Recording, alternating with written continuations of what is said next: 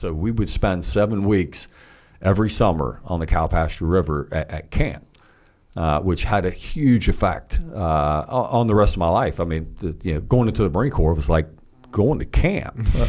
You know what I mean? I mean, you join the infantry, going to camp. You got activities. So you did that every year for until you were how old? Till I was 14, and then Don Sutton, the family that owned the camp, like I said, my dad went to that camp. He had 2 sons, and nobody wanted to take the camp over.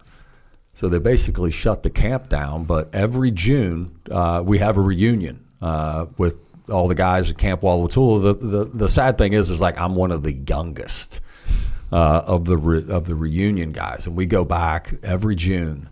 But being at camp with the counselors, and they had a big effect on me as a kid growing up. Of like, I mean, you sat at tables. They taught you, manners, how to eat, how to take care of yourself, basically how to be a Virginian.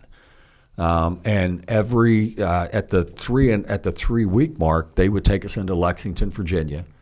VMI's there, and then they've got the Robert E. Lee tomb is there, so we would go visit Robert E. Lee. So like at the first time at 8 years old, I remember seeing the Robert E. Lee, Stonewall Jackson, Virginia, all that, Washington.